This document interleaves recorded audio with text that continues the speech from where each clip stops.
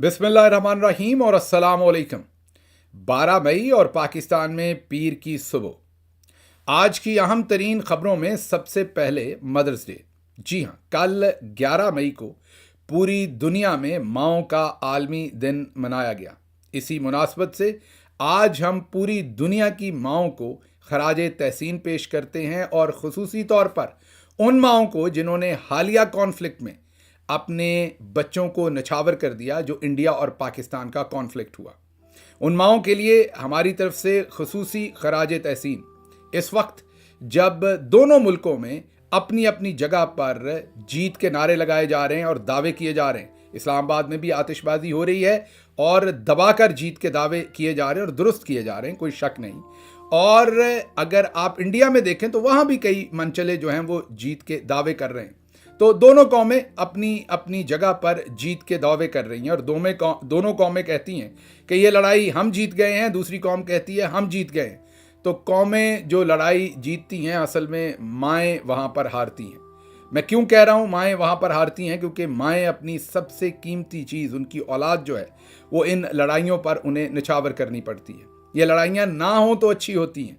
मोदी जैसे फाशिस्ट जब खित्तों में होते हैं तो वो उनके अंदर जंग का ऐसा भूत उनके सर पर चढ़ता है, ऐसी उनको आग लगती है, ऐसी शैतानियत और हैवानियत उनके ऊपर सवार होती है कि वो माँओं के बच्चों को निगल जाते हैं। वो माएँ भले पाकिस्तानी हों या वो माएँ भले हिंदुस्तानी हों, वो माँ भले स्क्वाड्रन लीडर शहीद उस्मान यूसुफ की हो या वो माँ किसी हिंदुस्तानी ऑफिसर या एहलकार की हो। माँ माँ होती है और जब वो अपने बच्चे को निछावर करती है, वो उसी को पता है कि वो कितनी बड़ी कुर्बानी जो है अपने वतन के लिए, अपनी मिट्टी के लिए, अपनी ज़मीन के लिए देती है। हम आपको स्क्रीन पर माएँ दिखा रहे हैं। एक तरफ पाकिस्तानी माएँ हैं तो दूसरी तरफ हिंदुस्तानी माएँ हैं। गौर से देखिए, क्या इनकी आंखों में, इनके प्यार में, इनके आंसुओं में आपको कहीं कुछ फ़र्क नज़र आ रहा है? जैसे इंसानियत का कोई मज़हब नहीं है, इस तरह माँ की जो मोहब्बत है वो लाजवाल होती है। वो माँ किसी की भी हो, वो किसी रंग, नस्ल, खित्ते, मज़हब से हो, उस माँ की अपनी औलाद के साथ जो मोहब्बत होती है उसकी नज़ीर कहीं से नहीं लाई जा सकती, ना मिल सकती। इसलिए मेरा आपसे तकाजा ये है कि ऐसे तमाम लोग, वो भले हमारे स्क्वाड्रन लीडर शहीद उस्मान यूसुफ हों या कोई और शहीद हो, हमारा एहलकार या जवान या ऑफिसर, या वो कोई हिंदुस्तानी एहलकार हो, जब कोई अपने मुल्क के लिए लड़ता हुआ शहीद हो जाता है तो इंसानियत के नाते हमारे मज़हब ने जो सिखाया है और उसके साथ साथ जिंदा कौमें हमेशा शहीदों का एहतराम करती हैं, भले वो शहीद उनके अपने हों या किसी और के हों।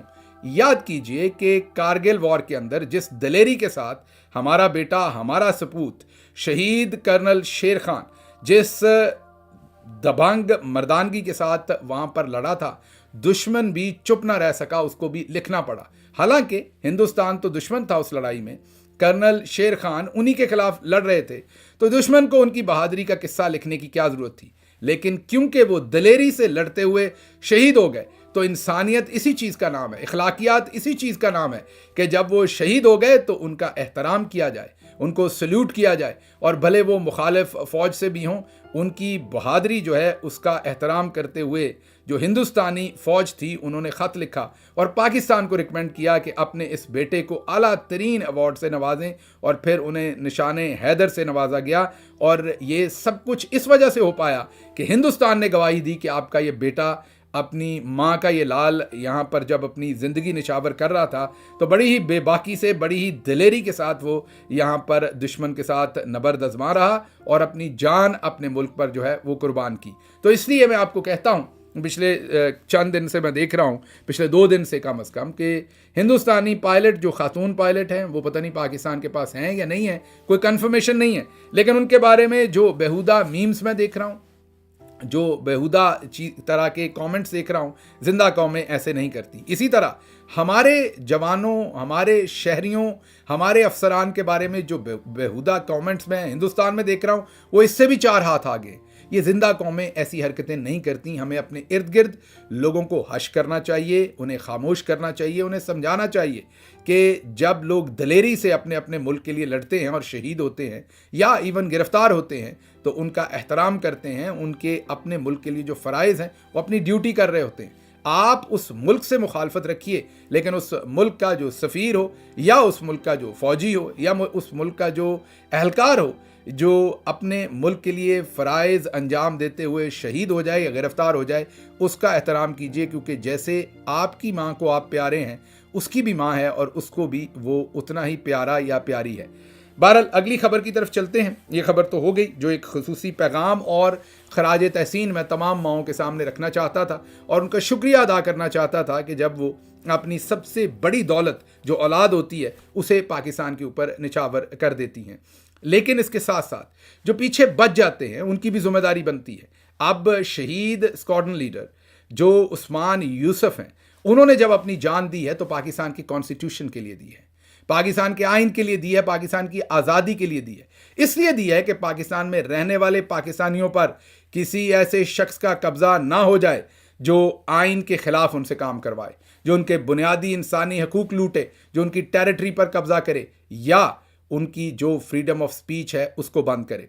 इसलिए कल को जब स्क्वाड्रन लीडर शहीद की वालदा इलेक्शन में वोट डालें तो ये जिम्मेदारी है रियासत की कि उनका वोट चोरी ना हो। इस माँ ने अपना बेटा इस मुल्क पर निछावर कर दिया।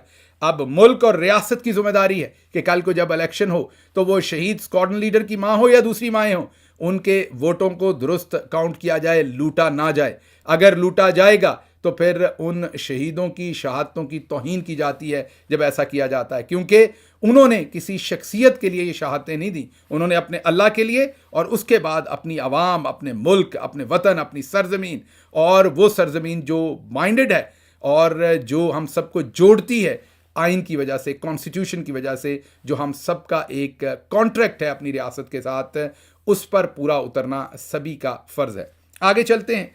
इस वक्त जो अगली खबर है वो पाकिस्तान एयरफोर्स के बारे में है। इस वक्त हर जगह पर पाकिस्तान एयरफोर्स के चर्चे हैं, पूरी दुनिया उनकी सताइश कर रही है, पाकिस्तानी तो सताइश कर ही रहे हैं। आपके सामने एक वीडियो रखेंगे जो ज़माना कदीम की है, लेकिन वो वीलॉग के आखिर पर रखेंगे, ज़रूर देखिएगा। 1965 के बाद जब एयरफोर्स ने बिल्कुल इसी तरीके से परफॉर्म किया था जैसे आज किया है, तो उस वक्त के पायलट्स का जज्बा क्या था, वो क्या कह रहे थे, आप हैरान होंगे। आपको लगेगा कि बिल्कुल वही परंपरा, वही तारीख जो है वो दोहराई है एयरफोर्स ने आज दोबारा, उसी दलेरी के साथ जैसे वो 1965 में लड़े, आज फिर लड़े।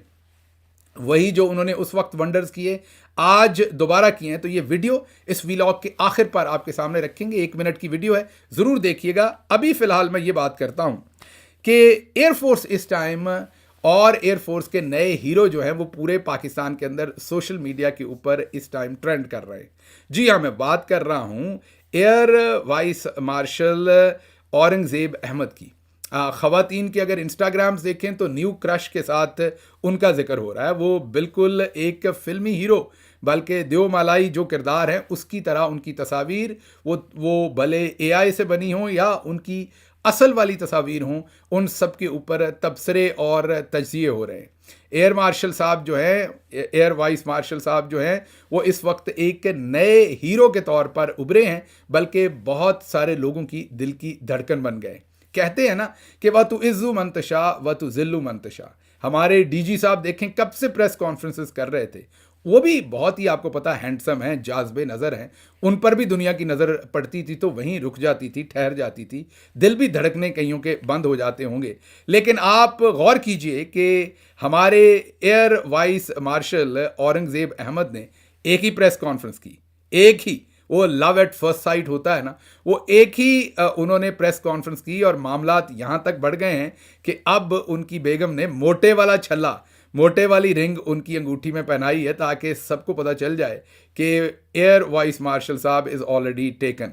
तो इस वक्त वो पूरी कौम के अंदर कोई उन्हें बड़ा सख्त लौंडा लिख रहा है, कोई लिख रहा है लौंडे का सवाग देखो, माजरत इन अल्फाज पर, ये सब इस वक्त सोशल मीडिया पर चल रहे हैं। मैं सिर्फ आपको बता रहा हूं कि एक प्लान इंसान करता है, एक अल्लाह करता है। डीजी साहब ने देखिए कितनी प्रेस कॉन्फ्रेंसेस की, लेकिन ये शोहरत, ये इज़्ज़त, ये आप कहिए कि अपनाइयत, ये लोगों की मोहब्बत, लोगों का उन्स, लोगों की अप्रूवल, लोगों की एप्रिसिएशन, जो भी आपने वर्ड कहने हैं, वो air vice marshal Aurangzeb Ahmad के हिस्से में आनी थी और वो आई है। तो आज वो पूरे पाकिस्तान के सोशल मीडिया पर ट्रेंड कर रहे हैं। इस टाइम उनको नया क्रश कहा जा रहा है पाकिस्तान का, और मुझे लग रहा है कि अब एयर वाइस मार्शल औरंगज़ेब साहब को शायद अपने इस रोल के बाद हो सकता है वो अगले एयर चीफ भी बने, या मुझे नहीं पता उनकी सीनियरिटी क्या है, वो क्या उनका अगला कुर्रा निकलता है उनकी किस्मत का। लेकिन भारत ये बात ज़रूर है कि जब भी वो रिटायर होंगे उनके लिए कई और करियर्स के लिए दरवाजे पहले से ही खुल गए। हमारी एक बार फिर सताइश, और इसके साथ साथ हम आपके सामने पूरी तफसील रखते हैं कि ये इतना प्यार कौम को एयरफोर्स के ऊपर एकदम से क्यों आ गया। अगर 1947-48 की बात करें तो पाकिस्तान एयरफोर्स के पास बहुत ही कलील उस वक्त रिसोर्सेज थे। उसके बाद न्यूली फॉर्म थी उस वक्त C-47 डकोटाज इनके पास जहाज़ थे, जिससे इन्होंने ग्राउंड के ऊपर जो फोर्सेस थी उनको सपोर्ट प्रोवाइड की थी। 1947-48 में आपको पता है हिंदुस्तान के साथ पहला टाकरा हमारा हुआ था। फिर 1965 जो असली जंग हुई थी, जहां पर पाकिस्तान एयरफोर्स ने पूरी दुनिया में अपना लोहा मनवाया था, और जो सबसे मशहूर पायलट उनके जो MM आलम अब मरहूम है, उन आपको पता है कि उन्होंने 5 इंडियन जहाज जो हैं वो एक ही गो में जो है वो उड़ाए थे, और ये वर्ल्ड रिकॉर्ड है दुनिया के अंदर जो गालिबन शायद अभी तक नहीं टूट सका। पूरी दुनिया के अंदर उनका आज के दिन तक डंका बजता है। और उस वक्त F-86 और F-104 इस तरह के स्ट्रेट फाइटर्स एयरफोर्स के पास थे। कोई बहुत बेहतरीन जहाज़ नहीं थे, बस गुजारा था, लेकिन उन जहाज़ों के साथ तबाही मचा दी थी। उन्हीं पायलट्स की हम आपको आखिर पर एक वीडियो भी दिखाएंगे। फिर 1980 में अफगान कॉन्फ्लिक्ट में पाकिस्तान एयरफोर्स ने F-16 के साथ शूट डाउन किए थे 8 अफगान सोवियत जो एयरक्राफ्ट थे, उनमें Su-22, MiG-23 और Su-25 ये वो जहाज़ थे जिनको शूट डाउन किया था, और ये किया था F-16 के साथ 1980 में। फिर 2019 में फिर ये आपको याद है कि अपने जौहर दिखाने का मौका मिला था, और पाकिस्तान एयरफोर्स ने 2 इंडियन जेट्स इंक्लूडिंग MiG-21 जो है उनको गिराया था, और पाकिस्तान ने इस्तेमाल किया था JF-17 थंडर और F-16 की कैपेबिलिटीज़ इस्तेमाल की थी। अभी 2025 में आपको पता है कि 5 जहाज़ पाकिस्तान एयरफोर्स ने गिराए, और पाकिस्तान एयरफोर्स ने जो जहाज़ इस्तेमाल किए वो J-10 और JF-17 और PL-15 मिसाइल इस्तेमाल किए, और उनके जो जहाज़ गिराए वो आपको पता ही है, मिग भी है, राफेल भी है, और दूसरे जहाज़ भी हैं जिनको तकरीबन वो मान रहे हैं। एक तो पाकिस्तान एयरफोर्स की लाजवाल एक हिस्ट्री है, और मैं अगर ये कहूं कि अब पाकिस्तान एयरफोर्स अकलौता इंस्टीट्यूशन रह गया है, जी हाँ, ये मैं बहुत जिम्मेदारी से कह रहा हूं, बहुत सोचकर और बहुत जिम्मेदारी से कह रहा हूं, अकलौता इंस्टीट्यूशन रह गया है पाकिस्तान एयरफोर्स पूरे पाकिस्तान के अंदर जो आज भी अपनी सकाफत को मेंटेन किए हुए है, जिन्होंने कभी भी पाकिस्तान को लेट डाउन किसी चीज़ के अंदर नहीं किया। पाकिस्तान एयरफोर्स ने आज तक पाकिस्तान के कॉन्स्टिट्यूशन को नहीं तोड़ा। दूसरी फोर्सेस ये क्लेम नहीं कर सकती। पाकिस्तान नेवी को मैं खामखा नहीं रगेदना चाहता, उनका रोल आपको पता है कि बहुत जो मुल्की सियासी मामलात हैं उसमें कभी नहीं रहा, इसलिए उनको साइड पे कर लीजिए। वो अपना रोल बहुत अहमियत के साथ प्ले कर रहे हैं। जो हमारी पाकिस्तान की मिलिट्री है उन्होंने बहुत उम्दा रोल, जहां जंगों में आपको पता है कि उनके बहुत सारे शोहदा हैं जिन्होंने अपनी जानें देकर मुल्क के चप्पे चप्पे का दिफा किया। और याद कीजिए मेजर राजा अजीज़ भट्टी हों या मेजर तुफैल शहीद हों, ये तमाम शोहदा जिन्हें हमने किताबों में पढ़ा, जो हमारे हीरोज़ हैं, जिनके साथ हम अकीदत की हद तक मोहब्बत करते हैं, ये सारे मिलिट्री से हैं। लेकिन उसके साथ साथ हमें यह भी याद रखना पड़ेगा कि जनरल अयूब हों या जनरल याया हों या जनरल ज़ियाउल हक हों या जनरल मुशर्रफ हों या बाजवा साहब हों या मौजूदा जनरल साहब हों, सियासत के अंदर जो इन्वॉल्वमेंट है ये भी सबसे ज़्यादा वहीं से हुई। इसलिए मुझे लगता है कि ये जो न्यूली फाउंड लव है एक दफ़ा फिर रिफ़्रेश हुआ है और कौम जो है वो टूटे जा रही है मोहब्बत करने में पाकिस्तान की एयरफोर्स के साथ इस वक्त। उसकी बड़ी वजह एक तो उनकी जो एक बहुत ही ताबनाक उनका माजी है और उसके साथ साथ उनका जो सियासी मामला से दूर रहना है, ये बहुत ही उम्दा बात है। तो जहाँ एक तरफ पाकिस्तान एयरफोर्स के चर्चे हैं तो वहाँ पर दूसरी तरफ पाकिस्तान के नौजवानों के चर्चे हैं। वही नौजवान जिन्हें कल तक हम इंतशारी टोला और पता नहीं क्या कुछ कहते थे, आज उनको भी हम हीरो कह रहे हैं। अच्छा, अगली खबर की तरफ चलते हैं।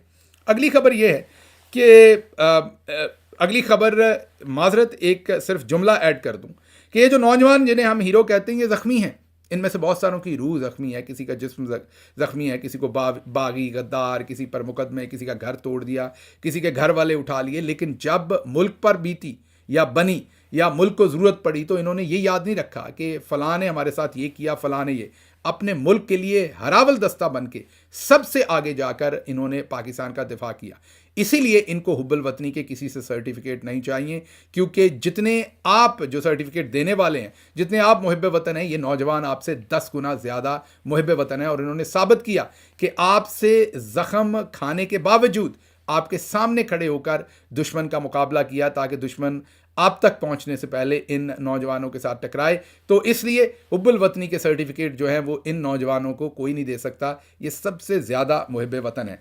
अगली खबर, जैसे कि मैंने आपको कहा, उसकी तरफ चलते हैं। और वो खबर ये है कि जब ये प्रेस कॉन्फ्रेंस हो रही थी, ये सिर्फ मैं आपको एक टीवी की आपके सामने तस्वीर रखता हूँ, सारे टेलीविजन पर ऐसे ही था।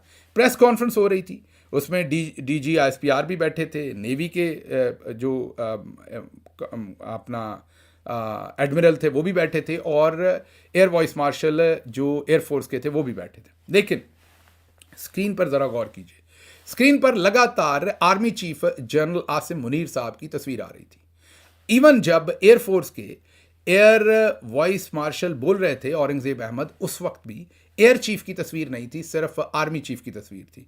अब मैं ये नहीं कह रहा कि आर्मी चीफ की तस्वीर नहीं आनी चाहिए, लेकिन मेरा तकाजा यह है कि तीनों चीफ्स की तस्वीर आनी चाहिए। तीनों चीफ्स ओहदे में बराबर हैं, जिम्मेदारियों में बराबर हैं, तीनों अपनी अपनी फोर्स को जो है वो लीड करते हैं। और इन तीनों के ऊपर चेयरमैन जॉइंट हैं जो साहिर शमशाद। अगर किसी एक की तस्वीर रखनी है तो वो साहिर शमशाद साहब की होनी चाहिए थी, और अगर चीफ्स की तस्वीर रखनी है तो तीनों की बदल बदल के आनी चाहिए थी। और स्पेशली जब औरंगजेब साहब अपनी प्रेजेंटेशन दे रहे हैं, मीन एयरफोर्स की बात हो रही है, एयरफोर्स की परफॉर्मेंस की बात हो रही है, तो उस वक्त तो एयर चीफ की तस्वीर रखना ज़रूरी था। तो इस पर थोड़ी सी इसको अब शिकायत समझ के मेरे पीछे ना पड़ जाइएगा और फिर ना कहिएगा कि मैं को उल्टा काम कर रहा हूँ। मैं तो सिर्फ ये जसारत कर रहा हूँ कहने की कि उनको भी बराबरी के हकूक़ दे दीजिए, उनको भी बराबर बैठाइए, उनको भी उतनी इज्जत दीजिए जितने हम अपने आर्मी चीफ साहब को देते हैं, क्योंकि इस जंग में कलीदी किरदार जो है वो पाकिस्तान एयरफोर्स ने अदा किया है। ये एक दो क्लिप्स देखिए ज़रा। एक कोई बात कही है जो DG ISPR साहब हैं और जो औरंगजेब साहब हैं, उन्हें माजरत करनी पड़ी है। मुझे ये समझ नहीं आई कि वो क्यों माजरत कर रहे हैं। ये प्रेस कॉन्फ्रेंस में वो जो बात कह रहे थे, मुझे तो उसमें कोई ऐसी चीज़ नहीं लगी थी। ये ज़रा गौर कीजिएगा, ये दो छोटे छोटे क्लिप्स देखिएगा। मुझे समझ नहीं आई कि ये क्या कह रहे हैं इसमें। आप सुनिएगा और फिर कमेंट्स में बताइएगा कि यहाँ हुआ क्या। मे बी मेरी परसेप्शन रॉन्ग हो, लेकिन मुझे लगता है कि यहाँ पर या तो फिर क्रेडिट का कोई बात हो रही है या कोई और बात हो रही है। ये क्लिप सुनिएगा। Asking that the questions should not be quick, the answer should also be quick. I'm sorry. सुन लिया आपने। अब आगे चलते हैं इस पर। जैसे मैंने कहा कि मुझे क्लैरिटी नहीं है तो मैं किसी किस्म का इसके ऊपर तज्जिया नहीं करूंगा। सिर्फ मैं ये कहूंगा कि हमारे लिए तमाम फोर्सेज हमारी काबिल एहतराम है और तीनों फोर्सेज काबिल एहतराम है। तीनों में जिसका जितना कंट्रीब्यूशन हो किसी भी काम में, उसको उतना एहतराम भी मिलना चाहिए और उतनी जगह भी और उतना स्टेज भी मिलना चाहिए। अब चलते हैं अगली खबर की तरफ, और अगली खबर इंडिया से है। वहाँ पर कराची बेकरी पर हमला कर दिया गया है। जी हाँ, आप दुरुस्त सुन रहे हैं, कराची बेकरी पर हमला सिर्फ इसलिए कि उसका नाम कराची है। ये इंडियन हैदराबाद के अंदर है और ज़ाहिर है किसी मुसलमान की मलकियत होगी। अब जो भी इस जंग के अंदर इनके साथ हुआ है, औसान इतने ख़ता हो गए हैं कि अब बेकरियों को भी नहीं छोड़ा जा रहा, उन पर भी हमले कर दिए गए हैं। इससे आपको और अजीमत होगी, इससे कोई बेहतरी का मुझे काम होता हुआ नज़र नहीं आएगा। अगली खबर आपके सामने, CNN ने एक दावा किया है और दावा ये किया है कि जब इंडिया ने मिसाइल मारे नूर खान एयरबेस पर तो अमेरिका को ये पता चला कि, ये CNN दावा कर रहा है, मैं नहीं कह रहा, CNN का दावा ये है, CNN पे जो कमेंटेटर हैं वो ये दावा कर रहे हैं कि अमेरिका को ये पता चला कि इसके पास ही पाकिस्तान की कोई न्यूक्लियर से रिलेटेड फैसला साजी का कोई इदारा है, कोई डिपार्टमेंट है। एग्जैक्टली मुझे नहीं पता वो क्या कहना चाह रहे हैं, लेकिन यही बात उन्होंने कही कि वहाँ पर उनकी फैसला साजी वहाँ से होती है। तो ये बड़े ख़तरनाक इलाके के अंदर इंडिया ने बमबारी कर दी और इसके बाद पाकिस्तान कोई बड़ी ही सख्त किस्म की वापस तैयारी कर रहा था, जिसका अमेरिका को पता चल गया और उन्होंने फिर इंटरवीन करके इस जंग को रुकवाया। नहीं तो मामला जो है वो दूर के दूर जा सकते थे। ये CNN अब दावा कर रहा है। उसके बाद अगली खबर जो आपके सामने रखनी है वो एक छोटा सा क्लिप आपको सुनवाएंगे। ये शशि थरूर हैं बहुत ही पढ़े लिखे ये कांग्रेस मेंबर हैं इंडिया के अंदर, सेन आवाज़ है, कभी कभार पाकिस्तान के साथ नफरत में दूर निकल जाते हैं, otherwise is a Sen voice, Pakistan से हट के बाकी चीज़ों में काफ़ी सेन बात करते हैं। इन्होंने कहा है कि आज का पाकिस्तान 1971 के पाकिस्तान से बिल्कुल मुख्तलिफ है। आज के पाकिस्तान के पास जदीद हथियार हैं। आज जो घाव पाकिस्तान लगा सकता है वो बिल्कुल मुख्तलिफ है। वो अपने इंडियन हमवतनों को कह रहे हैं कि 1971 की तरह पाकिस्तान को तोड़ने के बारे में मत सोचो, आज का पाकिस्तान बहुत ज़्यादा मजबूत है। ये सुनिए उन्होंने क्या कहा। 1971 was a great achievement of our history. I'm proud of it as an Indian. Indira Gandhi ji rewrote the map of the subcontinent, but the circumstances were different. Today's Pakistan is a different situation. Their equipment, their military equipment, the damage they can do, everything is different. मेरा ख्याल तबसरे की जरूरत नहीं है, सेन बात कर रहे हैं। काश कि इंडिया में इस बात की समझ हो, और इसके साथ साथ हम अपनी एयरफोर्स का एक बार फिर शुक्रिया अदा कर रहे हैं कि उन्होंने जिस तरीके से परफॉर्म किया। शशि थरूर को भी ये बात कहनी पड़ रही है। फिर पाकिस्तानी फ़ौज किसी तौर पर इंडियन फ़ौज से कमज़ोर नहीं है, इसका मैंने सबूत भी दिया है। चीन ने भी खुले लफ्ज़ों में कहा है कि हम पाकिस्तान की खुद मुख्तारी और सिक्योरिटी के लिए उनके साथ खड़े हैं। ये बहुत बड़ी बात है। साबिक इंडियन ऑफिसर परवीन साहनी जो हैं, उन्होंने बीबीसी के साथ बात करते हुए ये बात की है। साहनी साहब जो हैं वो पहले भी ऐसी मोतबर बातें करते रहते हैं, पहले भी बेहतर बातें करते रहते हैं, लेकिन इंडिया में इस वक्त जो मोदी जैसे फाशिस्ट हैं उनके सर पर जूं रेंग नहीं रही, उनको समझ नहीं आ रही। आगे हमें ख़बर मिली है, गलत भी हो सकती है सही भी, कि मेजर गौरव आर्या जो हैं वो उनकी सेहत ख़राब है, डिप्रेशन में है सख्त, और डॉक्टर ने उन्हें टेलीविज़न पर जाने से मना किया है क्योंकि वो शायद लड़ रहे थे बहुत सारा टेलीविज़न के ऊपर आकर। तो ब्लड प्रेशर, ये इतलात हैं, गलत भी हो सकती, कंफर्म कर दें। वो हमने कोशिश की उनसे रब्ता करने की, लेकिन हमारे पास उनका नंबर नहीं था, और जो भी कोई ज़रिया था हमने ट्राई की है, लेकिन रब्ता हमारा हो नहीं सका। अगर वो सही है, उनकी सेहत बिल्कुल ठीक है, तो फिर वो कंफर्म कर दें, क्योंकि हम उनके बारे में गलत खबर नहीं देना चाहते। जो वहाँ से सोर्सेज से खबर आ रही वो यही कि वो शदीद डिप्रेशन में है, ये जो कुछ हुआ है। और मेजर गौरव आर्या जो है उनको डॉक्टर ने कहा है कि वो टेलीविज़न पर चंद दिन ना आए, बुलंद फिशार खून की वजह से उन्हें रेस्ट को कहा गया है। जाने से पहले आपको वीडियो दिखानी है, और ये ज़रा एयरफोर्स के गोल्डन डेज जो आज भी हैं और 1965 में क्या हुआ था, ये वीडियो देखिए। You're up against Russian MiGs, Right. hunters, nets. Right. What's happening to them? Well, they're falling like little birds. That's all I can say. I think the Indians have said they've shot you down before now. About 3-4 times. I hope they take a good look at me now. And getting shot down by Indian, I don't think it's possible. This is what I feel. They came Send in. any more British aircrafts because they're doing a very bad publicity for your airplanes, especially like. I'm sure you Better stop giving the those aircraft. I suggest you better They stop just let you down badly. The equipment, it is the man behind the gun. It is the morale which matters. It is not just that the chap come up and he's in a better aircraft. It is the man in the aircraft itself also. आपने देख ली। मैं जाने से पहले आपको ये कहूँगा कि एक तो हमारे इस व्हाट्सएप जो चैनल है इसको ज्वाइन ज़रूर कीजिए। आपकी कॉन्फिडेंशियलिटी इसमें रहेगी, हमें हेल्प करता है आपको डायरेक्टली इन्फॉर्मेशन भेजने में। और इस चैनल को सब्सक्राइब कीजिए अगर नहीं किया, ताकि हमारी आवाज़ दूर तक पहुँचे। मुझे इजाज़त दीजिए। अल्लाह आपका हामी और नासिर हो। पाकिस्तान जिंदाबाद।